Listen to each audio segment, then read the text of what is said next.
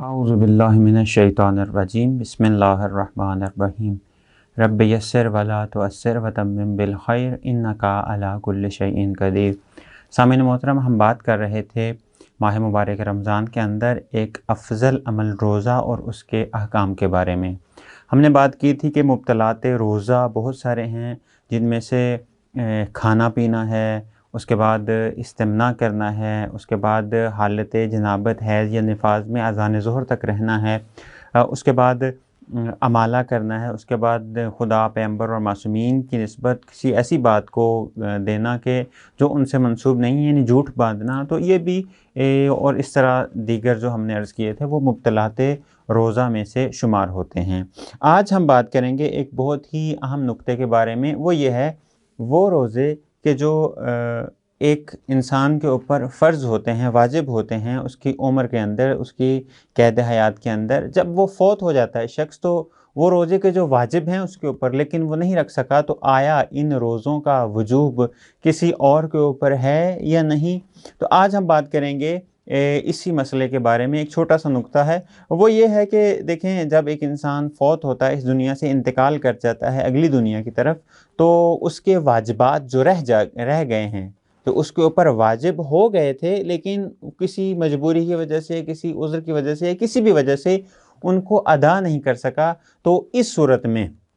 वो जो वाजिबात रह गए हैं उनकी बजा आवरी ज़रूरी है। किस तरीके से ज़रूरी है? वो ये है कि अगर नमाज रह गई है तो उसकी बजा आवरी भी ज़रूरी है, अगर रोज़ा रह गया है तो उसकी बजा आवरी भी ज़रूरी है, अगर हज उसके ऊपर वाजिब था और नहीं कर पाया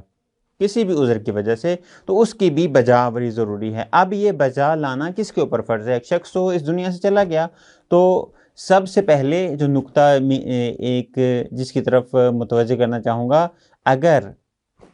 एक शख्स इस दुनिया से कूच कर गया है, इंतकाल कर गया है, उसके ऊपर उसकी क़ज़ा नमाज़ें या रोज़े हैं, तो ये जो क़ज़ा उसके नमाज़ें हैं ये रह गई हैं, यानी यूँ कहूँ कि रह गई हैं वो नमाज़ें और वो रोज़े जो रह गए हैं, तो वो उसके सबसे बड़े बेटे के ऊपर वाजिब हैं। सबसे बड़े बेटे के ऊपर नमाज़ें भी वाजिब हो जाती हैं और रोज़े भी वाजिब हो जाते हैं, और वो उमूर के जो उसके ऊपर इसकी ज़िंदगी में वाजिब थे, मसलन हज उसकी ज़िंदगी में वाजिब था लेकिन वो अंजाम ना दे सका, तो उसके बड़े बेटे पे ये भी वाजिब उसकी गर्दन में आ जाएगा। अब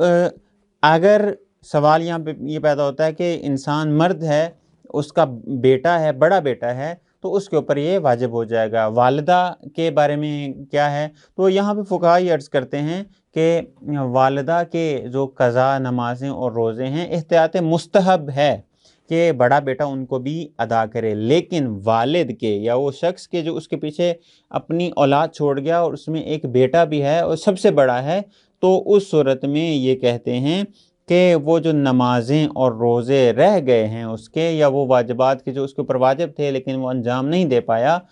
तो इनको अंजाम देना बड़े बेटे के ऊपर वाजिब है। जिस तरह उसके ऊपर जो खुदावंद मुताल ने अहकामात को फ़र्ज़ किया है, मसलन नमाज उसके लिए वाजिब है, तो अगर वालिद की नमाज रह गई है तो वालिद की नमाज भी उसके ऊपर वाजिब हो जाएगी। अगर रोज़े जिस तरह उसके ऊपर वाजिब हैं, रोज़े अगर वालिद के रह गए हैं तो वालिद के रोज़े भी बड़े बेटे के ऊपर वाजिब हैं। या तो इसके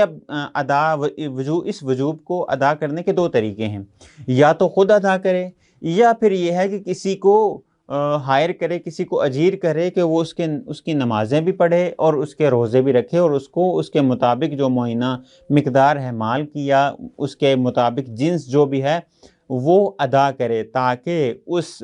मरहूम का वाजिब पूरा हो सके। मैं दोबारा अर्ज़ कर दूँ, वो शख्स के जो इस दुनिया से चला गया है उसके ऊपर वाजिब कुछ चीज़ें थीं, नमाज़ें वाजिब थी, रोज़े वाजिब थे, वो नहीं रख सका या नहीं रखे उसने, तो उसके मर जाने के बाद, मरहूम हो जाने के बाद, ये नमाज़ें और रोज़े और दूसरे वाजिबात जो वाजिब हो चुके थे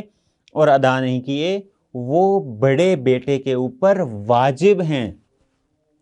बड़े बेटे को हतमन अदा करने पड़ेंगे, या खुद करे या किसी को हायर करे, किसी को अजीर करे और उसको मुअय्यना मिक़दार में वो माल दे, ताकि इन वाजिबात को वो अदा कर सके।